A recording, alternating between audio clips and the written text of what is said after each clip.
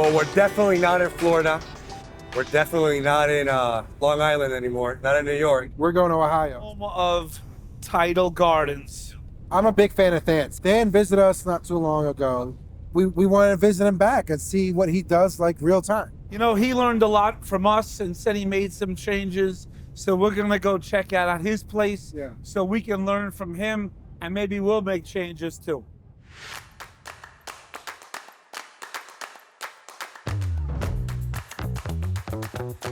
Welcome to Akron, Ohio. I believe it's the home of the Quaker Oats. It's my first time in Ohio. Thank you very much. All right. And I was blacklisted to fly, but I guess they let me go through, right?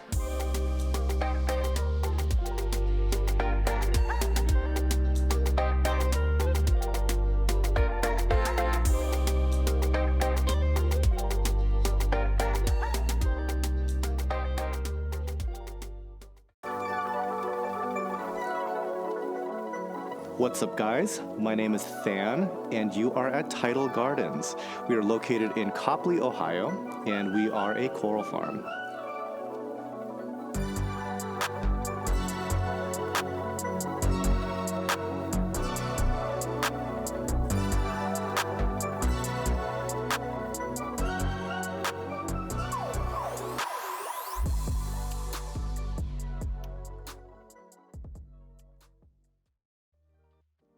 First of all, thank you for allowing us to be here. My first impression walking into this building was so hugely above my expectation, from the floor to the sound to the way you designed it. But before we get into the building, I know you want to talk about it. Tell us about how you got into the hobby, what inspired you. Just growing up, I was always just mesmerized looking at underwater things. I was always gravitated towards that. How have the hobbyists changed throughout these last 2 decades? And how has the impact of what you can get out of the wild changed in order for you to get to those hobbyists? So a couple things to unpack there. So as far as hobbyists, there's like this Instagram aesthetic. And so there is an anticipation and expectation of new hobbyists coming in that's what corals look like. And largely, that's not the case. Because Instagram, to a large degree, is a fantasy. Right, I get it. And but that fantasy is bleeding over into actual commerce. And realistically, a lot of corals don't look like that. So like stuff that we try to do, we try to like give a lot of different color temperatures and stuff, because like the last call that I want is from an angry beginner that just didn't know that this is what a coral looks like, because they just haven't seen enough. One of the things you always mention is, hey guys, when I send you a tenuous like a Walt Disney or a home wrecker, it's not gonna look like the way I sent it to you. And you're essentially setting expectations, because these corals go through a period where they need to get back to where that's at. And like, I feel like people are not always as responsible and patient for that to happen. And especially with Acropora. It's like Especially with Acropora. anything that upsets an Acropora is gonna make it down color for a good 4 months. Right. Even if it shows up in perfectly good health, it's gonna be upset for a good long time. You'd be surprised at customers who look at it and it's in their tank and it doesn't look that way, and they might give you a call. Yeah. Okay. So we definitely try to be, again, more educational on the front end to avoid those types of issues on the back end. Okay. This is another thing that we've kind of hard committed to from day one. We were going to be a coral farm. And 20 years ago, it was much less common than it is today. I would say that if I had to like put a random number towards it, I would say that at this point, we're probably 90% aquacultured versus wild. And last year in particular, we were a bad customer to a lot of our suppliers. We simply just didn't buy a whole heck of a lot. Now, we do bring in stuff that we don't propagate, so like Scoles, acanthus, exactly, Scoles, Cynorina, that sort of thing. Right. But anything that we can reasonably make an attempt to propagate, even the stuff that's not even great candidates, like Euphilia, Fimbriophilia, those types of LPS, we even still give those a try.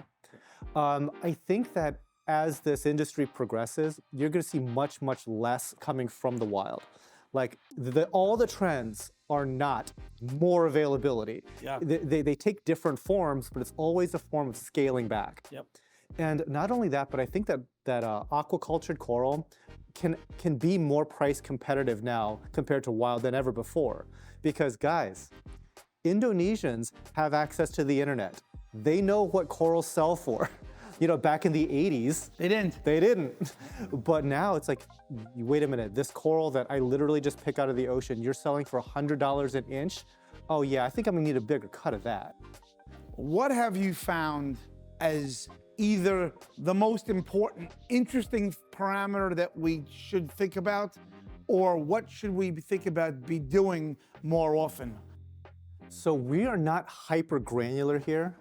We stick with mainly like the big macro picture elements, things like the alkalinity, magnesium, calcium, Right.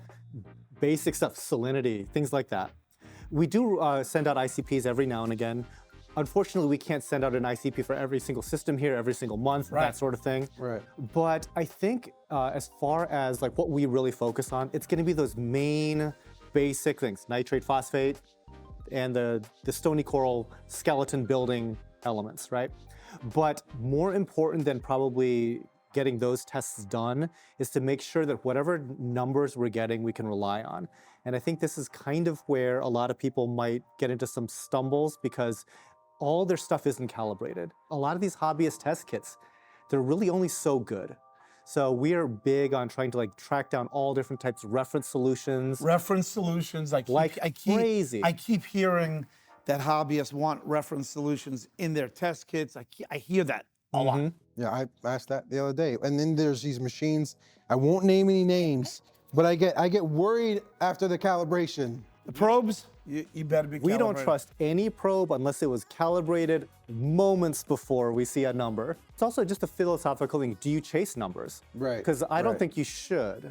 Right. I think that like these numbers are a general guideline, but the stability of the entire system is much more important than hitting a number in a test kit. I mean, I tell you what we do at Polar Reef when we get a weird number, we open up another kit. One of the most important things I tell the newbies is you are maintaining water chemistry. Learn how to test your water. Learn how to test alkalinity, calcium, and magnesium. Van, I really appreciate the tour and letting us have the ability to see this awesome facility. Thank you. And I'm pretty sure that the cameras will show how awesome this facility is. However, maybe it won't pick up how awesome the audio situation in here is. I mean, literally my 200-gallon cube has more noise than this whole facility. Right. Can you please explain from the pumps to the diffusers what you did to make this place So silent? I went a little crazy when it comes to sound. Like I wanted to make a dead silent workplace, and to do that in a coral farm is like practically impossible. But I'm gonna try because I am that insane. So what we've done with the pumps, we went with a lot of DC pumps. And like the Ecotech Vectra pumps are very quiet. We've gone with a lot of Abiz, deadly, dead quiet. Right. We're trying to like find ways to isolate the sound of the protein skimmers. We're trying to find ways to also just whatever sound that is in the space, we want to be soaking up as much as we can. So up top, there's all types of like sound absorbers. Right. We're going to be installing more sound absorbing on the walls of this place. Right. So little by little, I mean, and every little bit helps, but essentially we're just brute forcing a lot of sound treatment into this. And it never really seems like the one piece does anything, but the accumulation, the constant accumulation of it, you end up with like a really quiet, almost Hey, studio-like you didn't mention space. the plumbing. These are business, yeah. All right? And they're basically closed loops. And There's they're no silent. There's no sound whatsoever. There's not a sound. There's no drain. There's no gurgle. It's completely silent.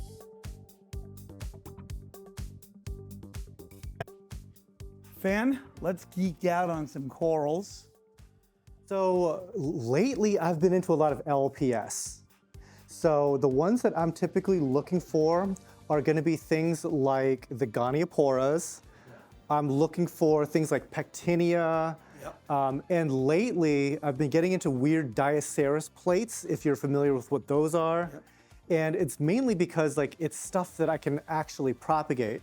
So first starting off in this tank here, I'm starting a modest Goniopora and Alveopora collection, a little mix of Bernardpora as well. And you were asking like stuff that sells really well. It's just like hot commodity type corals. Yep. And we've got like a couple of different types of Gonis that if we were to just put them up for sale, just offer them up, Just gone. minutes. Which ones particularly? Things like the glitter bomb Goni, there's the amaze balls. Gonis have seemingly kind of gone in fashion as I started to get interested in them. And some combination of that interest plus their ease of care has gotten a lot better, because for the longest time they were like a doomed coral. You got these things, they were dead in 6 months sort of thing. But we tried to keep a lot of our stuff fed, and we've tried so many different foods at any given time. Like we do a lot of reefroids, we do Benepets, we do like the reef nutrition stuff, a lot of stuff. But you said, But lately, I've been scaling it all back. Okay. Because there's other things that really appreciate all this food. And some of that stuff we're trying to like tamp down control on, things like vermitid snails, stuff like that, right? right. So tell me exactly what are you feeding these Gonis? So right now, Turkey basting them with mysis shrimp and stuff like that? yeah, so mysis shrimp is seemingly like the most simple, basic thing that is appetizing to them, with a little bit of the fines, but not too much. And it's not even like every day. It's probably like twice a week tops that we're doing stuff like that. Let's take a look at this tank right over here. There's a couple of cool things I want to point out. So in this tank, you know, going back to the whole LPS thing, I've kind of like been building up a Pectinia collection. And Pectinia, not a hot coral, but I've always liked them. And whenever there's like a cool or interesting color morph, I just wanted to add it to the collection. So we're probably up to like a good 8 to 10 different varieties so far. I geek out on stuff like things like Pectinia that are kind of out of the mainstream. Check out these rainbows over here. Those are they're super nice. beautiful, really beautiful. And here's the one that this is one of those things where I kind of get thrown off by other people's photos, because there's one that has this similar pattern, but is bright red and bright yellow, allegedly. There's a good chance it is just this that's been heavily edited, but I'm still like looking out for that Yeti. I've never seen a glitter Goni as happy as I've seen in that tank. A lot of times those retract as a result of you just handling them. Right? So sometimes, and honestly, we haven't had planary issues specific with Goniopora in a really long time. Okay. But when we did, some of the stuff that helped out was just in scooping them out of a tank, we would kind of scoop it with the water. So it doesn't get all over the place when it comes out again. Right, it's very, very, very settled. Right. The other thing is just simply to let it sit and wait in that tub for hours until it's fully extended. Yeah. And it's gently introduce like the dip after that. Right. The other thing on Gonis that we're hearing is the dosing of MN manganese. Yeah, manganese, yeah. And some of the Goni growers swear by it. Yeah, when we do our ICPs, we don't notice that it's dipping necessarily, so we haven't had to like bring our levels up on anything like that. And you know what's kind of crazy is like some of our tanks, I think, tend towards the more sterile, because we have things like Acropora in a system, and a lot of like our husbandry decisions are slanted towards keeping acros. Yeah. And that comes at the detriment to a lot of like large polypstonies and softies and mushrooms Maybe and that's stuff like the that. secret. Yeah, what we try to do in this hobby is throw every coral and fish from every region of the world. It's just impossible. You got to control that a little bit. Or just accept that some corals just might not always be We're not happy. gonna work. And some are going to flourish and some are not going to be as happy. That's the end of the story. They're not from the same neighborhood ever. Right. They're not from the same neighborhood. You guys want to see something cool? Yeah. All right. What you got? So this building collects rainwater. And the entire roof of this building, basically all the downspouts collect, and we send the water underground, and it gets stored in like a 10,000 gallon rainwater cistern. But we wanted to go with rainwater because we run off of a well for this entire property, and the well water starts off at 900 TDS. No way. Yeah, the thing about rainwater is that it's very high in bacteria. You're just sitting down there underground, so you have to like disinfect it before you use it because the bacteria will eat your RO membranes. So the water comes in and it gets a dose of chlorine into this reaction chamber right here. Chlorine level, it changes like between seasons how much you need. Because in the summer, there's more bacterial load in the water, and so you have to like dose up more. In the winter, less. Essentially like 1 part per million of chlorine is a heck of a lot. That is like what is used to disinfect. We had that Actually, in it's our a little less than a swimming pool. A little less. Then you have to take it all out, dechlorinate it, and then there are some little And then here is dechlorinating with activated carbon. activated carbon, yes. Now, the thing about this guy is that there are some creepy crawlies that still are resistant to that level of chlorine. And so it has to go through a hard micron filter, like a I think it is a 1 micron filter. And that collects all of them, because I think all of those guys are about like 10 microns in size. Okay. And if you don't collect those guys, they also eat your RO membrane. And then it goes into our RO system. Right. This guy does, I believe, 3,000 gallons per day or something like that. Yes, something along those lines. If you just wanted to fire this thing up. Let's fire it up. Okay. Here it is. There you go. Every so often we have to like service this guy just to like, just clean out all the algae that grows in and all this. But this permeate is the RO. You see how the permeate is clean, but the other two are not? Yep.